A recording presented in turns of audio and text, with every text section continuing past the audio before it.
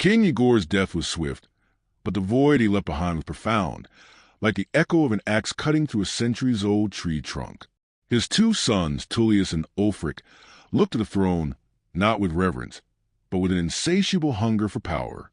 News of their father's death spread quickly through the villages, spreading a palpable tension throughout Scandinavia. The kingdom that Igor had built, strong and respected, was on the brink of collapse, a collapse that would not be caused by external enemies, but by the savagery of his own sons. Tullius, the elder of the two, believed that the throne should be won through blood and iron, as his father had always done. To him, alliances were just weakness in disguise, a betrayal of the true warrior spirit of the Vikings. Ulfric, the younger, had a different view. He believed that a strong kingdom was forged not by the sword alone, but also by strategic alliances, diplomacy, and stability. The conflict between the brothers, now ready to fight for the throne, was not just a fight of ideas, but of different worlds, of opposing beliefs that would shape the fate of everyone around them. The shadows began to lengthen over the kingdom, and the rivalry between the brothers turned into something more deadly every day. Tullius and Ulfric, despite sharing the same flesh and blood, were about to face each other in ways they could never have imagined, in a duel that would define the future of Scandinavia. But who would survive, and at what price? Dawn arrived cold and silent, as if the sky itself had absorbed the tension that hung over the land. The forests, dense and imposing, held ancient secrets, but today they were darker than ever. Igor's castle, which had once been a symbol of strength, now seemed like a silent tomb, its imposing and cold walls reflecting the impending dispute that would take over the royal family. Igor's throne was empty, but not for long. The fight between the two brothers was beginning to take shape, and the atmosphere around them was heavy with the weight of the approaching tragedy. Tullius approached the main hall with heavy steps. He had always been the most impetuous, the most determined to maintain the traditions that had made his father an unbeatable leader. With his broad shoulders and fierce gaze, he seemed like a monster shaped by the very kingdom he wished to dominate. For him, the only way to maintain the honor and strength of the kingdom was by the sword, by war. The lands needed to be conquered, and this would only be possible if power was treated with the seriousness he believed it needed. With his fists clenched, Tullius was prepared for anything, ready to subdue anyone who dared to question his leadership. But Ulfric, with his sharp and diplomatic mind, watched everything from afar. Although he was younger than Tullius, he understood that a strong kingdom depended not only on battles, but also on alliances that ensured its survival. The smile on his face was enigmatic, as if he were playing a game that his brother could never win. Ulfric believed that the future of Scandinavia lay not only in war, but in the creation of a network of allies and firm diplomacy. In his mind, the throne was not a prize to be taken by force, but a position to be won through wisdom and persuasion. The first rumors of conflict between the brothers spread quickly, like wildfire. The villages began to take sides. There were those who supported Tullius, wanting continued military strength, revenge for lost battles, and the honor of the sword. On the other side, whispers began to swirl about Ulfric, about his skills in negotiation and forging alliances with distant kingdoms. A kingdom ruled by Tullius would be a constant battleground, a kingdom ruled by Ulfric a web of intrigue and strategy. What would be the future of everyone? What would be the role of each villager, of each warrior who had sworn loyalty to Igor? The weight of the decision began to press down on everyone, as if their very fate were at stake. Inside the main hall, Tullius could not contain his rising anger. He stared at the empty throne and felt a silent frustration burning in his chest. He knew that if he did not take the crown now, the kingdom would fall apart. If Ulfric took over, his beliefs about how to rule would spread, and war would be replaced by compromise and perhaps betrayal. The Viking kingdom was not made for weak alliances or fragile pacts. It was made for strong, the ruthless, those who conquer with their own hands, as Igor had always done. The image of his father, his axe covered in blood, was etched in Tullius's mind, a constant reminder that only strength could sustain a kingdom like theirs. On Ulfric's side, nights were spent in long discussions and calculations. He knew that Tullius's military support was vast, but his alliances with other kingdoms could be even more powerful. That was why Ulfric saw every gesture, every word of his subjects, As an important piece in the game, he spent hours studying maps, sending secret messengers, and even meeting with emissaries from distant kingdoms. He knew that a leader's power lay not only in his strength, but in his ability to maneuver and convince. Ulfric sought not only to be king, but to be the only king who could unite all of Scandinavia under his banner, creating an empire capable of withstanding external forces and the turbulent times that lay ahead. Meanwhile, winter was approaching. The blizzards of Nordheim already heralded the arrival of icy storms, and with them, war, whether with sword or words, would become even more brutal. The nature of the kingdom itself seemed to reflect the coming chaos. It was a time of change and decisions that would shape the future of all who inhabited these frozen lands. The first battlefront began to take shape, but none of them were yet bloody. The battle between Tullius and Ulfric was not just a war of warriors, but of minds, strategies, and ruthless hearts. No one knew who would win, but everyone knew that, in the end, something would change forever. The icy winds cut through the landscapes of Scandir, blowing through the trees like the whispers of ancient spirits.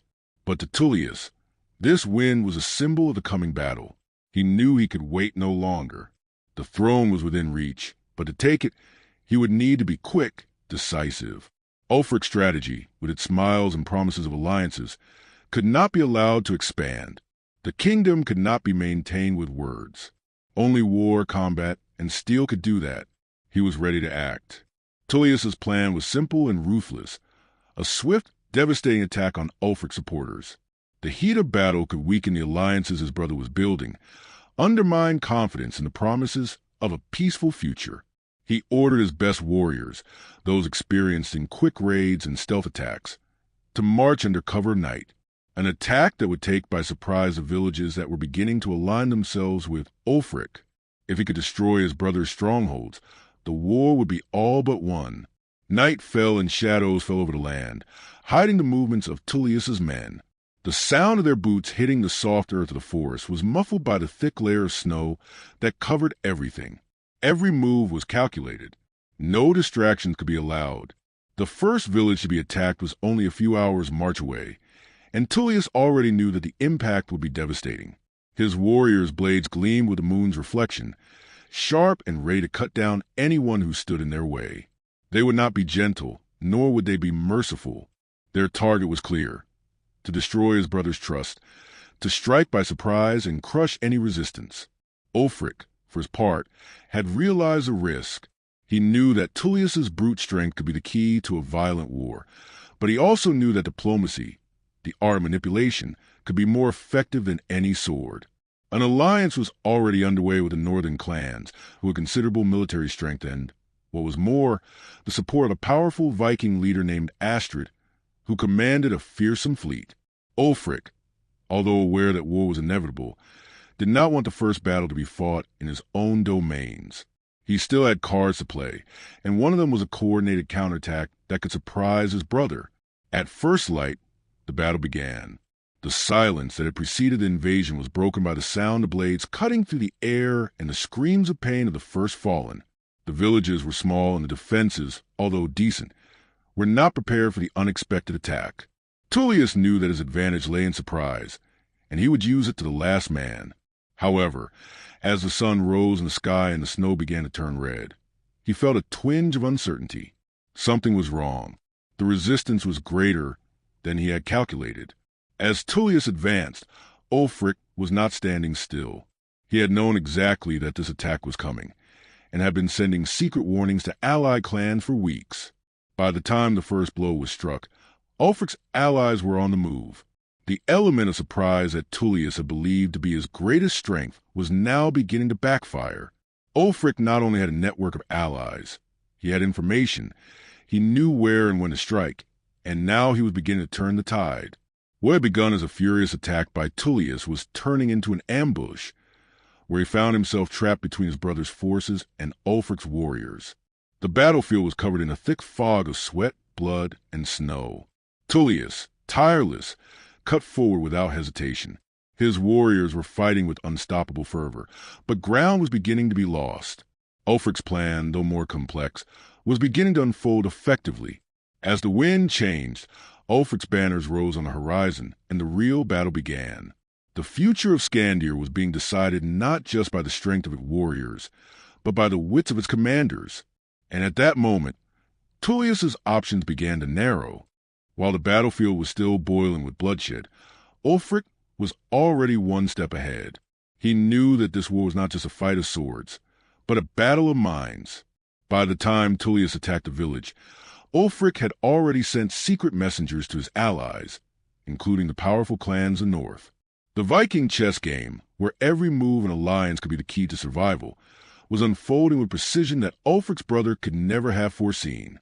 At the same time, he knew that this victory would not be decided by the strength of the warriors alone, but by their ability to manipulate the networks of power, both within their lands and beyond. Ulfric could feel the pressure mounting, but he was undeterred. He had a clear plan in mind, to ensure that the kingdom would be more than a collection of villages and lands, but rather a union of forces, a solid alliance that would withstand time and chaos. He knew that to rule wisely, he had to build bridges, not just destroy what was around him. So Ulfric worked tirelessly to forge alliances with other Viking kingdoms, including a bold proposal for a union with the famous clans of Jotunheim, known for their brutal strength but also their unwavering loyalty. As the messengers crisscrossed the kingdom, Ulfric was already beginning to see the results of his strategy. The first victory in the War of Words was being won. The villages that had been attacked by Tullius were beginning to doubt his leadership. Those who had been forced to choose between the brothers were now seeing Ulfric as the best option for a future of peace and prosperity. Tullius's crackdown on diplomacy was not limited to physical actions, but also psychological. The lack of allies and hostilities caused by forced conquests were beginning to take their toll. But the game was not over. While Ulfric prepared to strengthen his alliances, Tullius was furious. He knew his sword was not the only tool he needed to use to maintain control, but he had never believed that the ways of diplomacy would be as powerful as the blades of his warriors. The attack on the village had been a strategic move, but somehow Tullius himself knew that his strength was not enough to ensure that the winds of war would turn in his favor.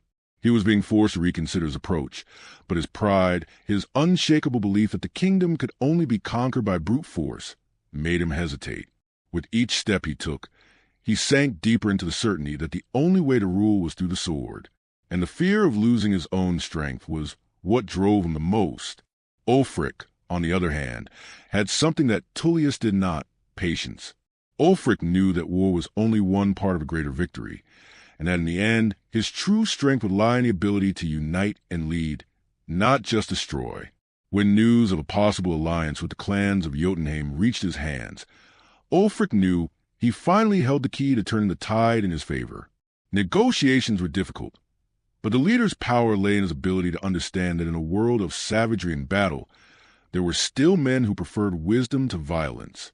He was ready to take the risk, to gather forces that would make his brother irrelevant, not through force, but through strategy. While Ulfric was approaching victory in the art of diplomacy, Tullius was preparing for his next move. It was no longer a matter of standing his ground, but of destroying whatever was necessary to prevail.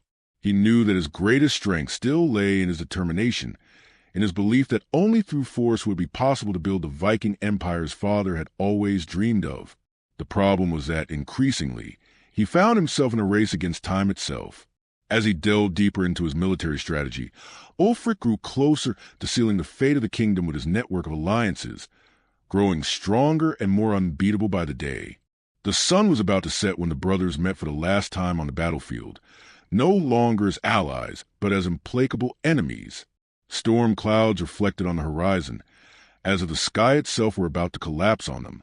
Tullius and Ulfric knew that the decisive moment was near. Both had prepared themselves in different ways, one with the steel of his warriors, the other with the strength of their alliances. The battlefield was ready, the terrain rough, with rocks and snow mixed together, making each step heavy, loaded with meanings that went beyond the fight itself. Tullius advanced with his sword drawn, his face a mask of determination and anger, his eyes fixed on his brother, in the last opportunity to show that force, war, violence were the only ways to conquer a kingdom. He felt the weight of the throne on his back, but he also knew that, at the same time, he felt a certain kind of despair. Ulfric's alliances were growing, and Tullius felt that time was running out. He shouted to his warriors, ordering them to take firm positions, while he himself advanced, his feet marking the ground as if he were founding an empire with each step. The battle was about to begin, and his sword would be the final judge. Ulfric, on the other hand, was calm. His hand gripped his sword with the confidence of someone who did not see war as the only way, but rather as a last option, a last resort to ensure survival. He watched his brother, his rigid and impetuous movements, and knew that victory would not be won by force, but by patience and strategy. His allies were in position, ready to act at the right moment. Ulfric believed that his victory would not be due to diplomacy alone, but also to intelligence, to the ability to read the battlefield like a chess master. He knew that his victory would depend not only on the fight itself, but on how he could manipulate the events around him. The battle would be fought on several fronts, and he was prepared for it. The meeting between the two brothers was more than just a clash of swords. It was a clash of worlds, a clash between two opposing views of what it meant to be a leader. Tullius, with the brute strength of a warrior, was determined to impose his will on the kingdom, believing that if he could defeat Ulfric, he could finally claim Igor's throne. But Ulfric, with his sharp, calm mind, was ready to use his brother's own mistakes against him. He had prepared himself, both on the battlefield and off it. Tullius's every step was monitored, his every move predicted. Ulfric not only knew his allies, but he also understood his brother's nature, the way he thought, how he would react. The roar of battle rang out, but before any blade touched flesh, Tullius and Ulfric stared at each other for a long moment, where the silence between them seemed more deadly than any scream. The battlefield was becoming a scene of almost palpable tension, the kind of tension that precedes the end of something. The sound of swords crossing, the war cry of the warriors, all of it now seemed distant, as if the brothers were in a world apart. They were about to decide the fate of Scandir, not with words, not with pacts, but with the blood that was about to be spilled. With a shout, Tullius advanced, his sword cutting through the air with lethal speed, while Ulfric dodged with the dexterity of a man who had already read the book of battle. The clash of steel against steel sounded like thunder in an impending storm. Every blow, every dodge, every movement was a deadly dance between two brothers who were ready for anything, but who knew, deep down, that one of them would have to succumb. The weight of the kingdom's future was upon them, and neither could escape the fate that had been sealed since the moment of Igor's death. The battlefield was permeated with the smell of blood, sweat, and a tension that cut through the air sharper than any sword. The blades of the brothers Tullius and Ulfric clashed forcefully, creating a symphony of metallic noise that echoed like a harbinger of the end. Tullius, with his uncontrollable fury, advanced in a series of merciless attacks, each one more ferocious than the last, seeking the opening, the opportunity to bring down his brother. He did not think, did not reflect. His only goal was to win, to conquer, to take for himself what he had always believed was rightfully his. Igor's throne was more than just a crown. It was the escape valve for his pain, for his fear of not being recognized, of not being enough. Ulfric, on the other hand, moved with the calm of a man who knew what was at stake, but who also knew that the fight was not about the present moment, but about the future. He dodged with precision, his sword meeting his brother's with a metallic clang, but his mind was not just on the physical combat. He knew that the fight was a metaphor for what Scandinavia would need. No more blood, no more endless war. His strategy, now, was to use Tullius's own strength against him, to wear him down, to make him miss. Ulfric was a strategist, not a brute warrior, and his every move was a play to ensure that the kingdom he envisioned would be more than just strength, but also stability and growth. The battle between the two brothers dragged on, and exhaustion began to weigh on their bodies. Tullius, his muscles on fire, felt the weight of each blow, the pain that shot through his ribs, but the rage, the need to win, made him not stop. He could not fail. He could not accept being less than his father. The thought of his father, the great Igor, whose shadow loomed over him, was what drove him, even as his body screamed for rest. Tullius knew that if he failed, if he was defeated, he would not only lose his throne, but he would lose his very identity, what he believed to be his essence. Ulfric felt the weight of the hours of fighting too, but his strategy was beginning to take effect. With each impetuous attack from Tullius, he retreated nimbly, his brother's fatigue becoming more visible. The anger that fueled Tullius's blows began to turn into a mistake. Ulfric knew that his victory lay not in the speed of his blows, but in patience. He was betting on his brother's failure, waiting for the right moment to defeat him once and for all. When Tullius finally made the move he'd been waiting for, a furious lunge aimed at Ulfric's throat. The younger brother dodged it masterfully. The blow, however, was not in vain, for Tullius fell to the ground, and Ulfric, with a precise movement, knocked him down with the blade pointing at his brother's neck. The two brothers were now on the ground, panting, sweaty, and covered in blood. The battle seemed to have come to an end, but there was still one last decision to be made. Ulfric looked into Tullius' eyes, and for a moment, the weight of pain, loss, and brotherly love appeared in his gaze. But he knew there was no turning back. Scandinavia could not be ruled by a man like Tullius, whose eyes were blinded by the thirst for power. And so, with a slow movement, Ulfric made the final cut. The sword pierced Tullius' neck with a cry of pain, and the fight ended there. Silence fell over the battlefield, broken only by the sound of Ulfric's heavy breathing. The empire he had always wanted, the peace he had imagined for Scandinavia, was now a bitter reality. He had won, but the victory was hollow, the taste of conquest mixed with the weight of loss. He looked at his brother's body, and for a moment, a sense of defeat washed over him. There was no honor in Tullius's death, no glory in a fallen brother. The victory was his, but the price he had to pay was something that even he, with all his wisdom, could not fully comprehend.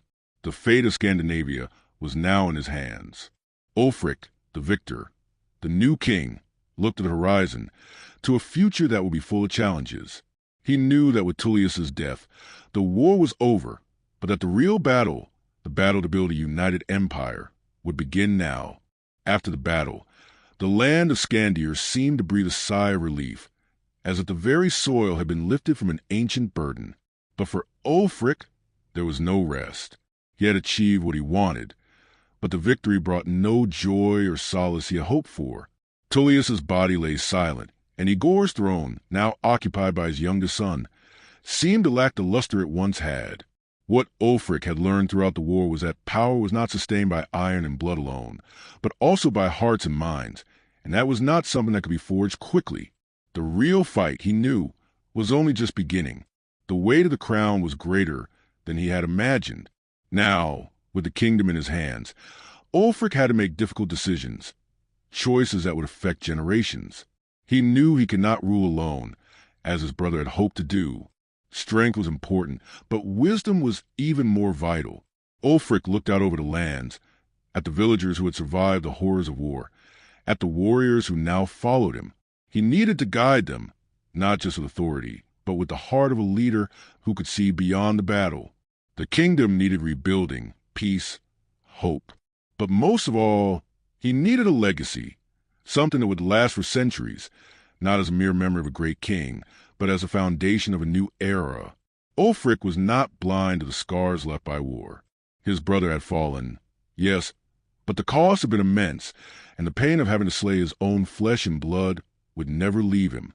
He knew that Tullius's honor had been distorted by blind ambition, but he also knew that his brother's strength was fueled by love, however twisted, for the land he now ruled. Ulfric knelt before the throne, his hands trembling slightly as they touched the ancient wood, as he felt the weight of all the hearts that had been broken, all the lives that had been lost. He knew that his reign would be judged not by what he achieved, but by what he was able to save. Ulfric's gaze lifted, and a new determination filled his being. He had won the war, but now the true journey began, to rule wisely, to rebuild the broken bonds, and to forge a kingdom that was more than just conquered territory. He would do whatever it took to ensure that the blood that had been spilled would not be in vain. He knew that Scandinavia, now united under his leadership, would be a place where strength and wisdom would walk hand in hand, where honor would no longer be a matter of war, but of justice. And so, with Tullius dead and the battle over, began the building of a Viking empire that would withstand the weather, the cold, and the icy winds of the north. Ulfric raised Igor's sword, now glowing with new meaning. It was no longer just a symbol of power, but of a new beginning. He sought not revenge, nor the applause of his warriors. He sought, rather, the peace his land deserved, and the legacy he would leave for future generations. Scandinavia was in his hands, and he was determined to do whatever it took to ensure that the true story of his kingdom would be one of unity, strength, and wisdom. The storm that threatened the land was finally receding, and the future of Scandinavia, under Ulfric's watchful eye, seemed brighter than ever. His journey as the king who unified his people was only just beginning, and Igor's throne, though stained with the blood of his lineage, would now have a greater purpose than anyone could have imagined. The true Viking Empire was about to be born, and Ulfric would be the king to lead it. Did you enjoy this story? Subscribe to the channel and turn on notifications so you don't miss the next epic sagas. The journey continues.